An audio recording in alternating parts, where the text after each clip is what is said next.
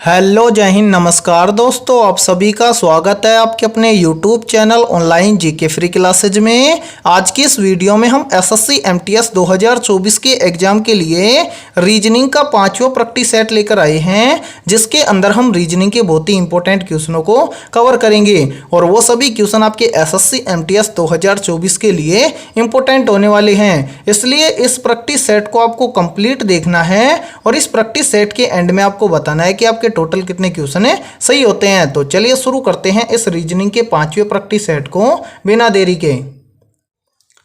पहला प्रश्न है आप सभी के सामने, यदि P का अर्थ भाग है, Q का अर्थ जोड़ है, R का अर्थ घटाना है तथा S का अर्थ गुणा करना है तो नीचे दी गई समीकरण का मान क्या होगा। यानी कि यहाँ पर हमें बताना है कि इस समीकरण को इस प्रश्न के अकॉर्डिंग सोल्व करेंगे तो यहाँ पर इस प्रश्न चिन्ह के स्थान पर क्या आएगा। तो ऐसे प्रश्न को आप एग्जाम में फटाफट से कैसे सोल्व करेंगे, तो वो देखो, सबसे पहले तो यहाँ पर आपको क्या करना है, यहाँ पर इस समीकरण के अंदर जिस प्रकार से इस प्रश्न में बोला गया है वो मान रखना है। तो यहाँ पर देखिए प्रश्न में बोला गया है कि यदि P का अर्थ है भाग, तो यहां पर देखिए समीकरण में जिस भी स्थान पर आपको P दिखे तो वहां पर आपको क्या करना है, भाग करना है। फिर देखिए आगे बोला गया है कि Q का अर्थ है जोड़, तो यहां पर देखिए Q जिस भी स्थान पर मिले तो वहां पर आपको क्या करना है, जोड़ करना है। फिर देखिए बोला गया है कि और R का अर्थ है घटाना, तो जिस भी स्थान पर R दिखे वहां पर आपको क्या करना है, घटाना है। फिर देखिए बोला गया है कि तथा S का अर्थ है गुणा करना, तो जिस भी स्थान पर S दिखे तो वहां पर हम क्या करेंगे, गुणा करेंगे। और फिर बोला गया है कि नीचे दी गई समीकरण का मान क्या होगा। तो अब देखिए यहाँ पर इसको कैसे सोल्व करेंगे, तो यहाँ पर हमारे पास नया समीकरण क्या बन जाएगा। तो यहाँ पर देखिए दिया गया है कितना 60, फिर बोला गया है कि R का अर्थ है माइनस, फिर कितना है 15, तो यहाँ पर लिखेंगे 15। फिर देखिए P का अर्थ है भाग, तो यहाँ पर देंगे भाग, फिर कितना है 3, तो यहाँ पर लिख देंगे 3। फिर है S का मतलब है गुणा, तो यहाँ पर कर देंगे गुणा। फिर कितना है 6, तो यहाँ पर कर देंगे 6। फिर क्या है Q का मतलब है क्या, प्लस, तो यहाँ पर प्लस कर देंगे। फिर कितना है 4, तो यहाँ पर आ जाएगा 4। अब इस समीकरण को सोल्व करेंगे तो इसके बराबर में क्या आएगा। तो यहाँ पर देखिए समीकरण को हम सोल्व करते हैं तो सबसे पहले क्या करेंगे, 3 का भाग देंगे 15 में, तो यहाँ पर देखिए फर्स्ट में कितना है 60, फिर है माइनस 3 का भाग देंगे 15 में, तो ये चला जाएगा 5 बार, तो 5 3 15। फिर यहाँ पर बच जाएगा गुणा में कितना 6 और आगे बच जाएगा प्लस का 4। तो अब इसको सोल्व करके देखेंगे तो यहाँ पर देखिए, यहाँ पर अब क्या करेंगे, अब यहाँ पर हम करेंगे गुणा, तो यहाँ पर देखिए कितना बच गया 60, तो यहाँ पर लिख देंगे कितना, सॉरी यहाँ पर लिखते हैं इसको, यहाँ पर हम लिख देंगे 60। फिर क्या है माइनस, तो यहाँ पर कर देंगे माइनस, 5 और 6 का आपस में गुणा करेंगे तो 5 6 कितना हो जाएगा 30, तो यहाँ पर हम लिख देंगे 30। फिर आगे बच गया कितना प्लस का 4, तो यहाँ पर कर देंगे प्लस का 4। अब इसको सोल्व करेंगे तो यहाँ पर देखिए पहले प्लस प्लस को जोड़ देते हैं, तो 60 प्लस का है और यहाँ पर 4 प्लस का है, तो 60 और 4 कितना हो जाएगा 64, और माइनस का कितना हो जाएगा, तो माइनस हो जाएगा 30।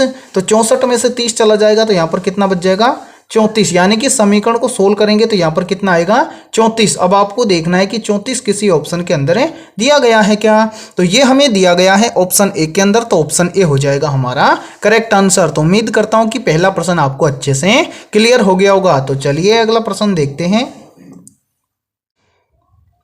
दूसरा प्रश्न है आप सभी के सामने, एक बाड़े में कुछ खरगोश व कुछ मुर्गे हैं, यदि उनके सिर गिनते हैं तो 50 होते हैं तथा पैर गिनते हैं तो 184 हैं, तो बताइए बाड़े में कितने मुर्गे हैं। तो ये देखिए ये प्रश्न एसएससी एमटीएस के एग्जाम में पूछा जाता है, तो ऐसे प्रश्न को आप एग्जाम में कैसे सोल्व करेंगे, तो वो देखिए सबसे पहले तो यहाँ पर देखिए कि आपसे पूछा क्या गया है, पूछा गया है कि एक बाड़े में कुछ खरगोश तथा कुछ मुर्गे हैं, यदि उनके सिर गिनते हैं तो 50 होते हैं तथा पैर गिनते हैं तो 184 हैं, तो बताइए बाड़े में कितने मुर्गे हैं। तो यहाँ पर आपसे क्या पूछा गया है कि बाड़े में कुल कितने मुर्गे हैं, तो कैसे ज्ञात करेंगे, तो वो देखो सबसे पहले तो यहाँ पर देखिए कि मुर्गे के कितने पैर होते हैं, तो सर मुर्गे के 2 पैर होते हैं, तो इसके लिए एक लॉजिक होता है क्या, तो यहाँ पर देखिए यानी कि इसके लिए एक सूत्र है, उस सूत्र को आपको क्या करना है, ज्ञात करना है। तो सूत्र क्या है, तो यहाँ पर देखिए सूत्र है आप सभी के सामने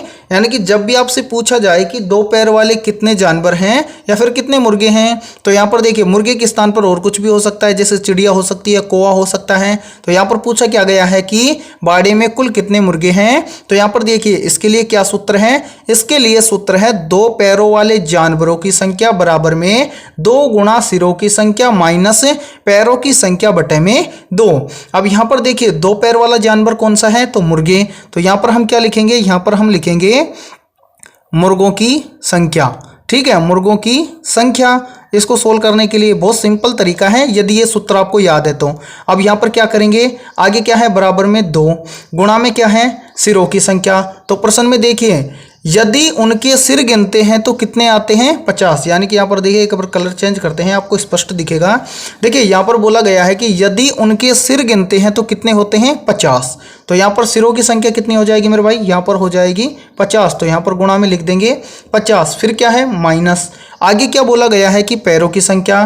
तो यहाँ पर देखिए तथा पैर गिनते हैं तो 184 हैं। तो यहाँ पर देखिए बोला गया है कि पैरों की संख्या, तो यहाँ पर क्या कर देंगे 184। फिर क्या है, बटे में 2। तो यहाँ पर हम लिख देंगे बटे में 2। अब हमें क्या करना है, इसको यदि हम सोल्व कर देंगे तो यहाँ पर हमारे पास आ जाएगा कि मुर्गों की संख्या कितनी होगी। तो यहाँ पर देखिए इसको सोल्व करते हैं।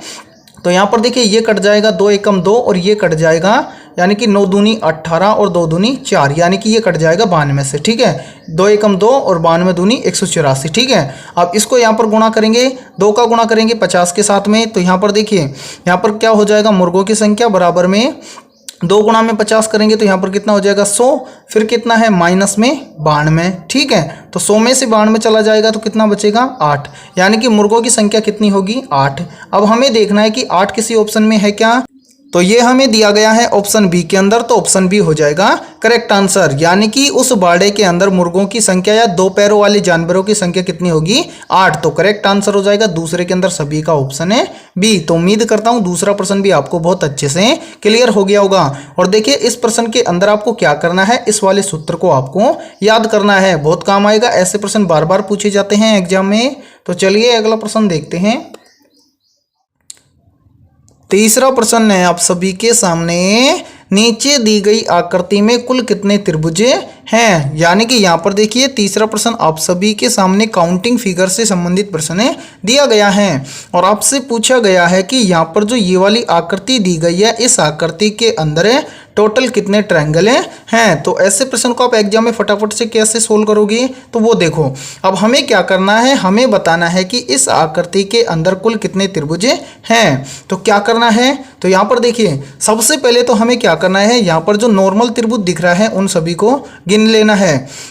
तो यहाँ पर देखिए एक त्रिभुज तो हो जाएगा ये वाला बाहर वाला। ठीक है, इस प्रकार से देखते चलना है आपको। ये वाला त्रिभुज हो गया, तो यहाँ पर कर देंगे 1। ठीक है, फिर देखिए अलग अलग कलर से हम करके देखते हैं, बहुत हिसाब से आपको देखना है। ठीक है, फिर यहाँ पर देखेंगे ये वाला, देखिए ध्यान से, तो ये हो जाएगा कौन सा, दूसरा वाला त्रिभुज। ये वाला हो गया, तो इसके अंदर कर देंगे +1। ठीक है, फिर इसी प्रकार से यहाँ पर फिर देखिए यहाँ पर आपको दिख जाएगा। इसके अलावा यहाँ पर देखिए एक ये वाला त्रिभुज दिख रहा है, तो इनको क्या कर देंगे, हम अंडरलाइन करके देखते चलते हैं। तो एक त्रिभुज ये हो जाएगा, प्लस ये कर देंगे। ठीक है, फिर आगे देखिए, आगे ये वाला है एक त्रिभुज, तो यहाँ पर दिख रहा है सर हमें ये वाला त्रिभुज, तो यहाँ पर क्या कर देंगे, प्लस एक और कर देंगे। फिर यहाँ पर देखिए आगे देखते हैं, ध्यान से देखना, अलग अलग कलर से हम करके दिखाएंगे आपको, ताकि डाउट ना रहे कि इसके अंदर टोटल कितने त्रिभुज हैं। ठीक है, फिर यहाँ पर देखिए यहाँ पर त्रिभुज दिख रहा है ये वाला, हाँ सर दिख रहा है। तो यहाँ पर देखिए पहले इन सभी को काउंट कर लो, उसके बाद में जो ये बीच वाली आकृति है इसमें भी देखेंगे कि इसमें कितने त्रिभुज हैं। तो यहाँ पर देखिए 1 2 3 4 5, यानी कि इसमें जो सीधे त्रिभुज दिख रहे हैं वो कितने हैं, तो वो हैं 5। अब हमारे सामने जो यहाँ पर देखिए ध्यान से, यहाँ पर जो बीच में ये वाली आकृति दिख रही है इसमें कितने त्रिभुज हैं। तो यहाँ पर देखिए इसको भी हम देखते हैं। तो यहाँ पर देखिए सबसे पहले यहाँ पर देखिए आप सभी के सामने जो आकृति दिख रही है वो कुछ इस टाइप की हुआ है, यानी कि इस तरह की आकृति आपको दिख रही है। तो इसके अंदर टोटल कितने त्रिभुज हैं, तो वो देख लो।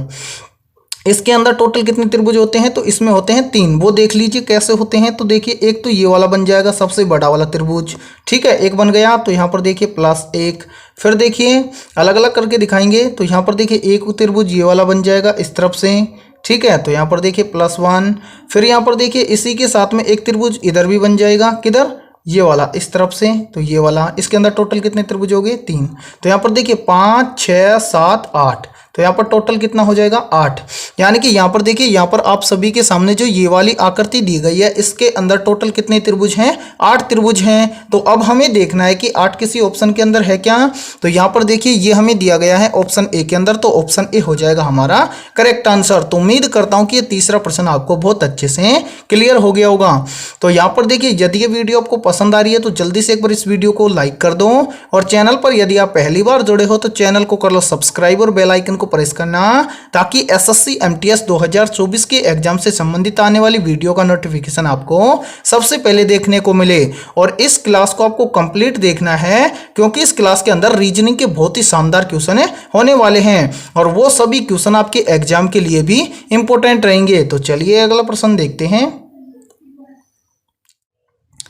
चौथा प्रश्न है आप सभी के सामने, नीचे दिए गए विकल्पों में से प्रश्न चिन्ह के स्थान पर आने वाली लुप्त संख्या को ज्ञात करें। यानी कि इस प्रश्न के अंदर हमें क्या करना है, इस प्रश्न चिन्ह के स्थान पर आने वाली संख्या को ज्ञात करना है। तो कैसे ज्ञात करेंगे, तो वो देखिए सबसे पहले तो यहाँ पर देखिए कि आपको क्या करना है, इस वीडियो को रोकना है और इस प्रश्न को अपने स्तर से सोल्व करके बताना है कि इस प्रश्न चिन्ह के स्थान पर क्या आएगा। तो उम्मीद करता हूँ कि आपने इस प्रश्न को जरूर सोल्व किया होगा। तो आइए अब हम देखते हैं कि इस प्रश्न चिन्ह के स्थान पर कौन सी संख्या आएगी। तो कैसे सोल्व करेंगे, तो वो देखो सबसे पहले तो हमें क्या करना है, सबसे पहले तो यहाँ पर इस पंक्ति में देखना है कि पहली पंक्ति को कैसे सोल्व किया गया है, फिर हम देखेंगे कि इस दूसरी पंक्ति को कैसे सोल्व किया गया है। जिस प्रकार से पहली पंक्ति और इस दूसरी पंक्ति को सोल्व किया गया है, सेम इसी प्रकार से हम इस तीसरी पंक्ति को सोल्व करेंगे। तो यहाँ पर इस प्रश्न को कैसे सोल्व किया गया है, तो वो देखो सबसे पहले तो यहाँ पर देखिए पहली पंक्ति में हमें क्या क्या दिया गया है। तो यहाँ पर हमें दिया गया है 19 14 12। तो यहाँ पर देखिए कैसे सोल्व किया गया है, तो यहाँ पर क्या किया गया है, यहाँ पर क्या किया गया है, इन सभी संख्याओं को यदि हम जोड़ें तो कितना होगा। तो यहाँ पर देखिए 9 और 4 कितना हो जाएगा 13, 13 और 2 कितना हो जाएगा 15। तो इनको जोड़ें तो कितना है 15, 15 का कितना होता है 5, हासिल बच जाएगा 1। फिर देखिए यहाँ पर क्या हो जाएगा, यहाँ पर देखिए 1 और 1 कितना हो जाएगा 2, 2 और 1 कितना हो जाएगा 3, 3 और 1 हासिल कितना हो जाएगा 4। यानी कि इन सभी को टोटल किया 19 14 12 को, तो कितना आया 45 है। अब सेम इसी प्रकार से हम क्या करेंगे, इस सेकंड पंक्ति को चेक करेंगे। तो यहाँ पर देखिए इन सभी को भी जोड़ेंगे तो कितना आएगा। तो यहाँ पर देखिए 5 और 3 कितना हो जाएगा 8, 8 और 7 कितना हो जाएगा 15, 15 का कितना हो जाएगा 5। ठीक है, फिर हम क्या करेंगे, इसी प्रकार से इनको काउंट करेंगे। 1 और 1 कितना हो जाएगा 2, 2 और 1 कितना हो जाएगा 3 और 1 हासिल कितना हो जाएगा 4। यानी कि 15 13 और 17 को भी जोड़ा तो कितना आया 45। यानी कि पहली पंक्ति की तीनों संख्याओं को जोड़ दिया तो कितना आया 45, दूसरी पंक्ति की तीनों संख्याओं को जोड़ा तो कितना आया 45। अब यहाँ पर देखिए इसी प्रकार से यदि हम क्या करेंगे, इस तीसरी पंक्ति में क्या करेंगे 18 11 और इस प्रश्न चिन्ह के स्थान पर आने वाली संख्या को हम क्या करेंगे, जोड़ देंगे तो टोटल कितना आना चाहिए 45। तो यहाँ पर देखिए हमारे पास दिया गया है 18 और 11। तो सबसे पहले हम क्या करेंगे 18 और 11 को आपस में जोड़ देंगे। तो यहाँ पर देखिए 18 और 11 को आपस में जोड़ेंगे तो कितना हो जाएगा 18 और 11 हो जाएगा 29। अब इस प्रश्न चिन्ह के स्थान पर आने वाली संख्या को कैसे ज्ञात करेंगे। तो यहाँ पर देखिए यदि हम इस 45 में से क्या करें, इस 45 में से हम इस 29 को घटा दें तो यहाँ पर कितना आएगा। तो देखिए 45 में से 29 को घटाएंगे तो यहाँ पर आ जाएगा 16। यानी कि ध्यान से देखिए इस प्रश्न चिन्ह के स्थान पर हम क्या करें, यहाँ पर हम 16 रख दें। यानी कि यहाँ पर हम 16 रख दें तो इन तीनों संख्याओं को यानी कि 18 11 और 16 को जोड़ेंगे तो इसके बराबर में कितना हो जाएगा 45। यानी कि इस प्रश्न चिन्ह के स्थान पर कितना आएगा 16। अब हमें देखना है कि 16 किसी ऑप्शन के अंदर दिया गया है क्या। तो ध्यान से देखिए ये 16 हमें दिया गया है ऑप्शन डी के अंदर, तो ऑप्शन डी हो जाएगा हमारा करेक्ट आंसर। तो उम्मीद करता हूँ कि ये चौथा प्रश्न भी आपको अच्छे से क्लियर हो गया होगा। तो चलिए अगला प्रश्न देखते हैं। चलो पांचवा प्रश्न है आप सभी के सामने, दिए गए विकल्पों में से वह संख्या चुनिए जो निम्नलिखित श्रृंखला में प्रश्नवाचक चिन्ह के स्थान पर आएगी।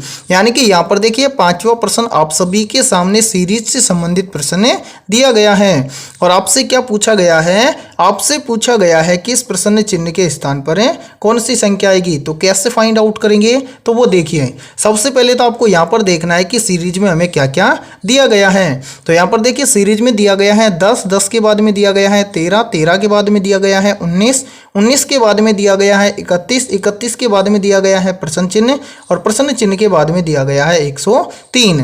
तो यहाँ पर देखिए यदि आपने इस सीरीज को ध्यान से देखा है तो ये सीरीज क्या हो रही है, क्रम वाइज बढ़ रही है। तो यहाँ पर देखिए इस सीरीज को हम कैसे सोल्व करेंगे, तो वो देखो सबसे पहले यहाँ पर देखिए 10 से कितना हुआ है 13, तो 10 से 13 कैसे होगा, तो यहाँ पर देखिए यदि हम 10 के अंदर क्या करें +3 कर दें तो कितना हो जाएगा 13। फिर देखिए 13 से कितना हुआ है 19, तो 13 से 19 कैसे होगा, तो यहाँ पर ध्यान से देखिए यदि हम 13 के अंदर क्या करें +6 कर दें तो कितना हो जाएगा 19। फिर देखिए 19 से कितना हुआ है 31, तो 19 से 31 कैसे होगा, तो यहाँ पर ध्यान से देखिए यदि हम 19 के अंदर क्या करें +12 कर दें तो कितना हो जाएगा 31। अब हमें क्या करना है, अब हमें बताना है कि 31 के अंदर क्या जोड़ें कि इस प्रश्न चिन्ह के स्थान पर आने वाली संख्या को ज्ञात करें। तो यहाँ पर देखिए नीचे कौन कौन सी संख्या आई है, तो यहाँ पर आई है 3, 6, 12, तो आगे कितना जोड़ेंगे, तो वो देखिए यहाँ पर ध्यान से देखिए 3 से क्या हुआ है 6, तो यहाँ पर 3 का क्या हुआ है, यहाँ पर हुआ है 3 का 2 गुना। फिर देखिए 6 से कितना हुआ है 12, तो यहाँ पर आगे क्या हुआ है 6 का 2 गुना। तो अब यहाँ पर देखिए 12 से अगली संख्या लाने के लिए हम क्या करेंगे, हम यहाँ पर करेंगे 12 का 2 गुना। तो 12 का 2 गुना कितना होता है, तो 12 का 2 गुना होता है 24। अब क्या करेंगे इस 24 को इस 31 के अंदर ऐड कर देंगे। तो यहाँ पर देखिए 31 के अंदर क्या कर देंगे +24, तो यहाँ पर इस प्रश्न चिन्ह की वैल्यू आ जाएगी। तो यहाँ पर देखिए 1 और 4 कितना हो जाएगा, तो 1 और 4 हो जाएगा 5, और यहाँ पर देखिए 3 और 2 कितना हो जाएगा 5, यानी कि यहाँ पर हो जाएगा 55। तो इस प्रश्न चिन्ह के स्थान पर क्या आएगा 55। ठीक है, अब हमें क्या करना है, यहाँ पर कंफर्म करना है कि इस प्रश्न चिन्ह के स्थान पर 55 ही आएगा क्या। तो यहाँ पर देखिए अब आगे हम इसको कैसे चेक करेंगे, तो यहाँ पर देखिए 155 के आगे क्या दिया गया है 103, तो क्या 155 के आगे 103 आएगा, तो कैसे आएगा वो देखिए। सबसे पहले यहाँ पर देखिए 31 में कितना जोड़ा 24, तो आगे हम 55 के अंदर कितना जोड़ें कि यहाँ पर 103 हो जाए। तो यहाँ पर देखिए यानी कि यहाँ पर सबका क्या करते आए हैं 2 गुना, तो यहाँ पर भी यानी कि इस प्रश्न चिन्ह के स्थान पर क्या है 55, 55 के अंदर कितना जोड़ेंगे, तो वो देखिए सबसे पहले तो यहाँ पर हम करेंगे 24 का 2 गुना, तो 24 का 2 गुना कितना होता है 48। तो यहाँ पर देखिए यदि हम 55 के अंदर 48 को जोड़ दें तो कितना आएगा, तो यहाँ पर देखिए 55 प्लस कितना कर देंगे 48, तो यहाँ पर देखिए 5 और 8 कितना हो जाएगा, तो 5 और 8 हो जाएगा कितना 13, 13 का जाएगा 3 हासिल 1, 5 और 4 कितना हो जाएगा 9 और 1 हासिल कितना हो जाएगा 10, यानी कि यहाँ पर हो गया 103, यानी कि इस प्रश्न चिन्ह के स्थान पर कितना आएगा 55। तो अब हमें देखना है कि 55 किसी ऑप्शन के अंदर है क्या, तो ये हमें दिया गया है ऑप्शन डी के अंदर, तो ऑप्शन डी हो जाएगा हमारा करेक्ट आंसर। तो उम्मीद करता हूँ कि 5वां प्रश्न भी आपको अच्छे से क्लियर हो गया होगा। तो आज की इस वीडियो में इतना ही। वीडियो पसंद आई है तो एक बार इस वीडियो को जल्दी से लाइक कर दो, और चैनल पर यदि आप पहली बार जुड़े हो तो चैनल को कर लो सब्सक्राइब और बेल आइकन को प्रेस करना, ताकि एसएससी एमटीएस 2024 के एग्जाम से संबंधित आने वाली वीडियो का नोटिफिकेशन आपको सबसे पहले देखने को मिले। तो फिर मिलते हैं ऐसे इंपॉर्टेंट क्वेश्चनों के साथ सुबह 7:30 बजे।